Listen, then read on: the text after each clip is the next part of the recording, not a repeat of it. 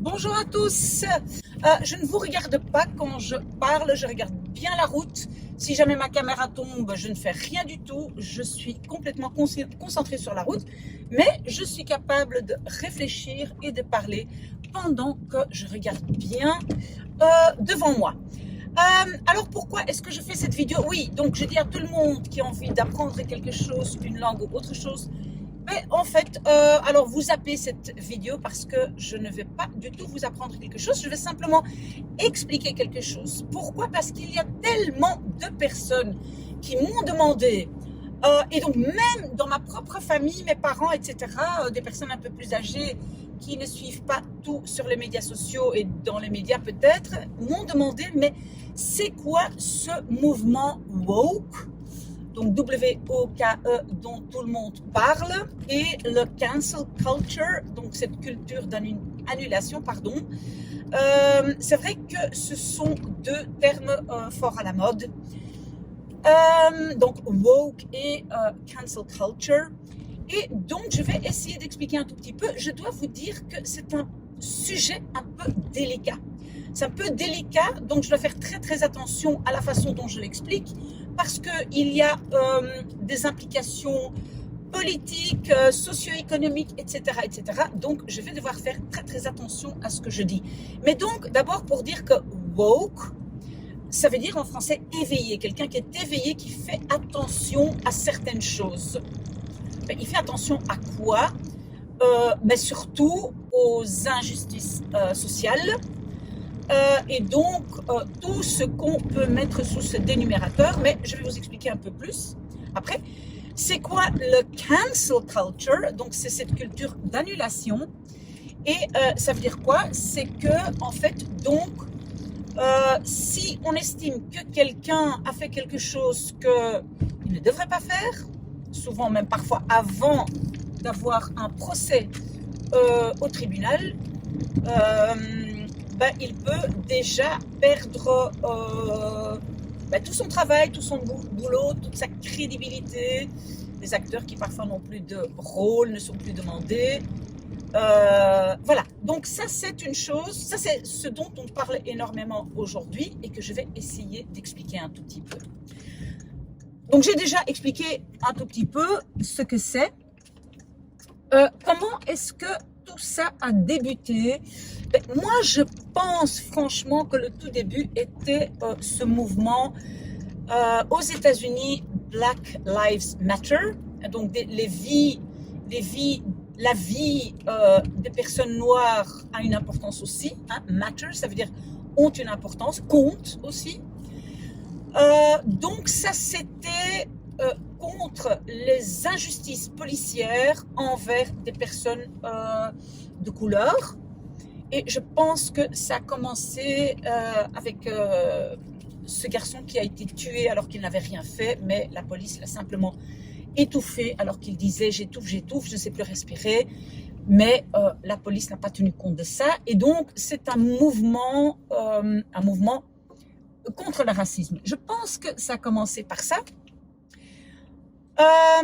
Après, on a aussi eu le grand mouvement MeToo. Moi, je pense que ça, c'était après. Mais donc, je ne sais plus exactement. Je pense que c'était d'abord le Black Lives Matter et après le MeToo. Et donc, le MeToo, le mouvement MeToo, ça veut dire moi aussi. Et ça veut dire quoi? Ben, donc, ce sont des gens qui, ils ajoutent leur témoignage, on va dire à un hashtag qui existe déjà. Donc, par exemple,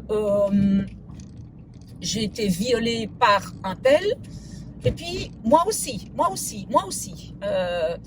J'ai subi des abus d'un tel, d'une telle, moi aussi. Donc ça, c'était ce mouvement MeToo qui, pour moi, était plus, en fait, un mouvement contre le sexisme, et alors que le Black Lives Matter était beaucoup plus axé sur tout ce qui est racisme, et donc un mouvement contre le racisme.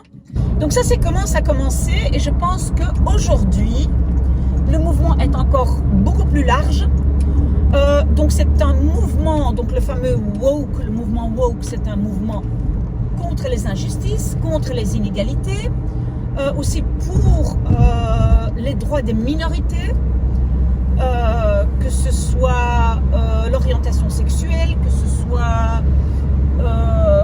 sexisme, que ce soit le fait que dans certains métiers, les femmes ne sont pas payées autant que les hommes, etc. Donc tout ça, on met maintenant dans ce mouvement woke. Et ça, c'est donc ce qui se passe aujourd'hui. Alors moi, personnellement, j'ai quand même quelques remarques. Et ces remarques, c'est comme je dis, je dois toujours faire très attention à ce que je dis, mais je veux simplement que vous réfléchissiez. S'il y a des choses que vous trouvez que je n'explique pas bien, ou qui ne sont pas correctes, ou qui font de sorte que je ne sois pas objective, alors vous devez vraiment me le signaler. Mais donc, ma première remarque, c'est qu'on voit quand même aujourd'hui énormément de récupération politique et autres. Et ça veut dire quoi, donc, cette récupération politique? Ça veut dire que on l'utilise un peu pour avoir plus de votes lors d'élections. On l'utilise pour avoir plus de popularité, parce que c'est quelque chose qui est à la mode. Donc on l'utilise souvent ou pour avoir plus de votes, donc plus de pouvoir, on va dire, ou pour avoir plus d'argent, parce qu'il y a aussi énormément de gens qui en font de l'argent, voilà, qui disent voilà, moi je suis contre ceci, contre cela, et donc qui essayent d'en faire de l'argent, qui même font des ASBL et qui essayent d'en faire de l'argent. Mais pour que ce soit un peu plus clair ce concept-là, je vais vous parler un peu, et donc ça c'est en fait un peu ma deuxième remarque. Et ma deuxième remarque, c'est quoi? En fait, c'est le fait que, comme on a fait pas mal de greenwashing, et on le fait encore maintenant, et le greenwashing c'était quoi? C'était des gens qui disaient, des grandes entreprises, par exemple des entreprises pétrolières par exemple, qui disaient voilà, nous on plante autant d'arbres. Oui, ils plantent autant d'arbres, mais si on fait on fait un peu la balance et on regarde combien est-ce qu'ils polluent et combien d'arbres est-ce qu'ils plantent pour justement rencontrer cette pollution, on voit que dans la balance, ce qui est négatif est beaucoup plus important de ce qui est positif. Donc on appelle ça le greenwashing parce que c'est plus pour se donner on va dire une bonne conscience, et pour faire sa publicité, pour dire nous quand même, on fait quand même attention à l'environnement, etc. Donc ça on appelle le greenwashing. Et moi maintenant j'ai l'impression que on fait autant qu'on fait encore du greenwashing, on fait aussi du wokewashing. Je ne sais même pas si ce mot existe. S'il n'existe pas, je viens de l'inventer, mais sûrement il existe déjà. Mais qu'est-ce qui serait alors le wokewashing? C'est justement vendre ce concept woke pour cacher ses propres erreurs, ses propres défaillances, etc. Et donc, je peux donner un exemple.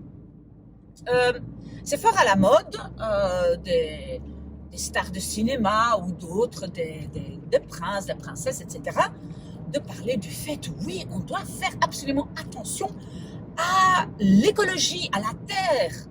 Et puis, ils se sont déplacés pour parler de ça, ils se sont déplacés en jet privé. Vous voyez, donc pour moi, ça c'est, moi j'appellerais ça du greenwashing et du wokewashing. Enfin, ici, on peut dire greenwashing parce qu'on parle de l'environnement. Eux-mêmes, nous, on a des pelouses, si on a déjà une pelouse, on a des pelouses toutes brunes parce qu'il a fait tellement chaud. Eux, ils ont des pelouses vertes et leur consommation d'eau doit être énorme. Donc voilà, donc ça c'est du greenwashing, mais de la même façon, moi je pense qu'on fait aussi du wokewashing, c'est-à-dire on utilise ce concept de woke, de je fais attention à tout et tout le monde et j'essaye de combattre les inégalités, etc.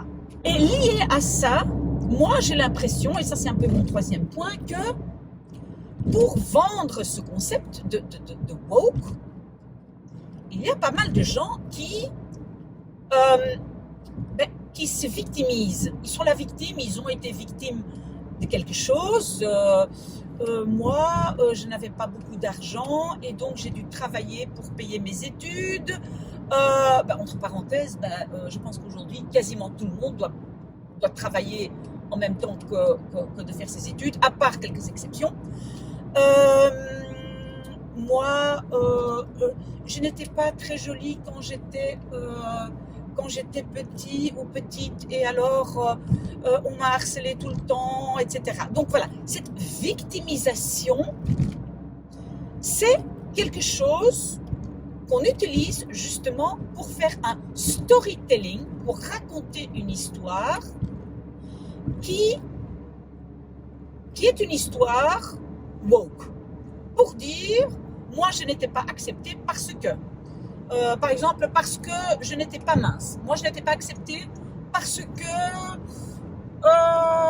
j'étais une personne de couleur. Moi je n'étais pas acceptée parce que j'étais pauvre. Voilà.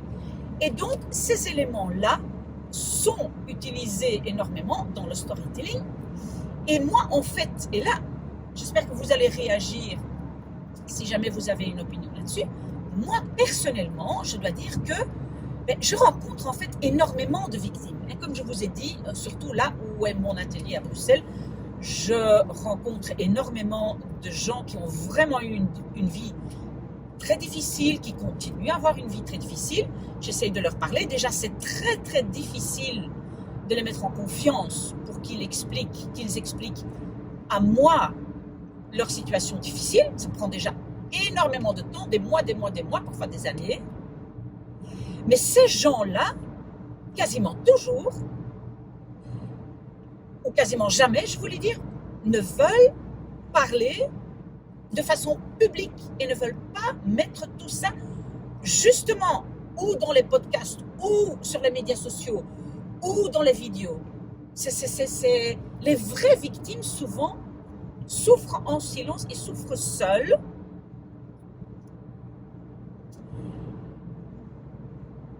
Et souvent aussi, c'est parce qu'en fait, quand on est une victime et on ne sait pas très bien comment s'en sortir, à qui on peut faire appel, parce que tout ça c'est lié, hein. Souvent ils ont peur aussi de s'exposer dans les médias parce qu'ils disent « Oh là là, ça va être utilisé quelque part contre moi, etc. » Donc très souvent, on ne les entend pas. Donc moi, je veux quand même signaler que ceux qu'on entend haut et fort, ou bien ce sont quelques très très courageux, et il n'y en a pas beaucoup, mais posez-vous la question, si c'est quelqu'un qui crie haut et fort, très sûr de lui, et qui, voilà, comme ça, dans les médias, parle de ce qui lui est arrivé, posez-vous la question, est-ce que c'est une vraie victime ou est-ce que c'est quelqu'un qui essaye d'attirer l'attention sur soi? Et donc, moi personnellement, je pense que quand on a des victimes, et des vraies victimes, justement, on doit les aider à trouver de l'aide, mais pas de l'aide publique, pas se jeter sur les médias sociaux, mais les aider à ce que même les gens qui vivent dans la rue, c'est ça le problème, hein, donc je parle de nouveau de ce fameux Mohamed qui a énormément de problèmes, parfois il me parle, mais le grand problème est en fait qu'il ne sait pas très bien à qui s'adresser, parce qu'entre-temps, moi, je l'ai aidé à trouver un peu de l'aide par-ci, par-là, mais souvent, ils ne savent pas à qui s'adresser. Et donc, moi, je trouve qu'on ne doit pas encourager les victimes de le crier haut et fort, sauf si, évidemment, ça peut faire de sorte que l'harceleur soit condamné, si c'est le cas, si c'est pour soutenir un procès contre quelqu'un qui est un harceleur, là, ça c'est autre chose. Mais juste se jeter sur les médias sociaux et dire « moi ceci, moi cela », je pense d'abord, premièrement, ce n'est pas une bonne idée, ni pour soi-même, mais aussi, mais je pense aussi que ce n'est pas bénéfique justement pour les victimes. Qu'est-ce qui est bénéfique dans mes yeux? C'est de trouver de l'aide, de les aider à trouver de l'aide, hein, qu'ils ne restent pas seuls, de l'aide professionnelle. Aujourd'hui, on peut avoir de l'aide professionnelle. Et donc s'en sortir d'une telle façon. Parce qu'une fois qu'on s'est exposé en tant que victime, on doit dire aussi que, en général, cette victimisation n'est pas un concept qui est très attirant. Donc très souvent, pour soi-même, c'est mieux de gérer ses problèmes avec des amis, avec des professionnels, mais pas comme ça en public sur les réseaux sociaux. Ça, c'est mon avis. Si vous pensez autre chose, j'espère que vous allez revenir vers moi. Mais donc, ma question est bien, est-ce que vous trouvez que j'ai raison, que ceux qui crient haut et fort sur les médias sociaux ne sont pas toujours les vraies victimes ou ceux qui ont vécu des choses très très graves? Est-ce que vous êtes d'accord avec ça? Donc ça, c'est une question que moi, je vous pose. Alors, on va dire un quatrième point qui est quand même important pour moi. Et donc, je vais faire la grande intellectuelle et je vais vous citer une toute petite phrase de Shakespeare que vous connaissez sûrement. To be or not to be. Être ou ne pas être. Et donc, c'est quoi en fait? Parce que c'est vrai, ce n'est pas si évident de comprendre ça, être ou ne pas être, c'est quoi? Mais être, c'est vraiment véritablement être et donc être authentique, hein, je suis moi-même, ou ne pas être, ça veut dire être semblant d'être quelque chose, vendre une histoire sur vous-même, une histoire qui n'est pas tout à fait vraie, qui est peut-être un tout petit peu vraie, mais ça aujourd'hui dans les médias, c'est vraiment, ça arrive très très souvent. Et je dois dire que moi personnellement j'en ai un petit peu marre, c'est comme je dis, les gens qui souffrent vraiment, qui sont authentiques, ben, on ne les entend plus, hein, ce sont souvent ceux qui ne sont pas, hein, qui ne sont pas véritablement authentiques qu'on entend parce qu'ils vendent une histoire qui est peut-être un tout petit peu vraie, mais voilà. Et donc, on doit se poser la question, voilà, de l'authenticité de la story ou de l'histoire qu'on raconte. Et je pense que tout le monde a entendu parler de ce fameux procès d'un acteur et une actrice qui se sont déchirés, et que, et là je ne vais pas prendre position, mais on a quand même compris que l'harceleur, au départ, était finalement plutôt victime, et la personne qui s'est en fait posée en victime était plutôt l'harceleur. Je ne vais pas en dire plus, mais je vais simplement vous dire, parfois, les choses ne sont pas ce qu'on pense. Et c'est ça justement, cette idée de to be or not to be. Vous devez essayer de savoir qu'est-ce qui est vraiment, donc être, qu'est-ce qui est vraiment, et qu'est-ce qui est quelque chose qui semble être quelque chose, mais qui n'est pas vraiment. Donc, à vous de vraiment faire cette différence. Donc j'ai vraiment suivi ce procès dont je parle, et je trouve que c'est vraiment très, très intéressant pour justement comprendre que, ben, voilà, on peut juste annuler quelqu'un parce que la personne qui était soi-disant l'harceleur n'a plus de contrat, et ça c'est le cancel culture, la culture de l'annulation, n'a plus de contrat. Heureusement, finalement, on a pu prouver que c'était cette personne-là qui était la victime. Et apparemment, maintenant, aujourd'hui, cette personne a quand même de nouveau des contrats, mais ce n'est pas toujours le cas. Parfois, on est annulé à toujours, à jamais. Et ce qui est grave, c'est que parfois c'est même fait avant un procès équitable, avant le procès. Donc, réfléchissez à ça. Si vous n'êtes pas d'accord avec moi, dites-le moi. Vraiment, j'ai envie d'entendre ce que vous en pensez. Ça, c'était donc en fait un peu ma quatrième remarque. Et alors, la cinquième remarque, ou la cinquième observation, parce que en fait, j'ai vu un petit morceau d'une interview, une sorte de podcast avec Barack Obama. Barack Obama, il parle justement de ça. Et il parle du fait qu'aujourd'hui, dans les médias sociaux, qu'est-ce qu'on fait? Ben, on jette, on lance des pierres. Hein? Throw a stone, hein, comme lui, il a dit. On lance des pierres. C'est très facile de critiquer. Et voilà, on critique. Oh là là, mais regardez, ils prennent la voiture au lieu de prendre le vélo. Et puis, soi-même, on prend peut-être un jet privé. Et donc, c'est très, très facile de lancer des pierres, to trash, on appelle ça aussi, hein, voilà, critiquer quelqu'un, c'est très très facile sur les réseaux sociaux, et après on se dit, ah oui, mais moi j'ai fait mon travail, moi j'ai fait mon devoir, moi maintenant je suis bien tranquille dans mon fauteuil. Regardez Barack Obama, hein, parce qu'il explique ça très très bien, beaucoup mieux que moi. Donc vous êtes là, oui, moi j'ai fait mon travail, je dis que ce que celui-là il fait, c'est pas juste. Non, non, non. En fait, critiquer d'abord. On ne doit pas le faire sans savoir exactement ce qui se passe, parce que souvent on n'a pas tous les éléments pour le faire. Et deuxièmement, mais critiquer, mais ça ne sert à rien. Critiquer, ça ne sert à rien. Si vous-même, vous avez été victime et vous voulez vous joindre à un procès un procès équitable qui est vraiment, donc, qui se tient au tribunal, ben là, voilà, vous faites quelque chose de constructif. Mais si c'est juste pour accuser et voilà, être le moralisateur, moralisatrice, aïe, aïe, aïe, aïe, aïe, ça sert à rien, on ne fait rien. Beaucoup mieux vaut alors vous engager dans une cause et essayer de changer les choses. Parce que je peux vous dire aussi que simplement accuser quelqu'un et le critiquer, ben, ça ne va pas convaincre la personne à changer de comportement. Donc, Barack Obama, il explique ça très, très bien.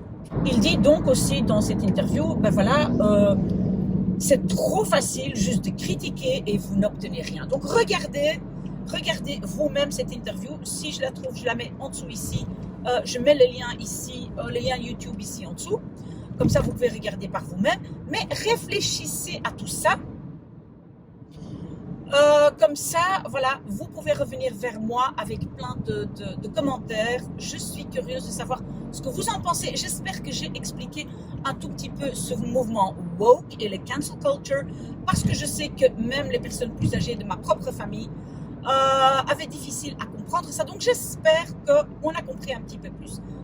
Voilà, à très bientôt, j'espère. Voilà, au revoir.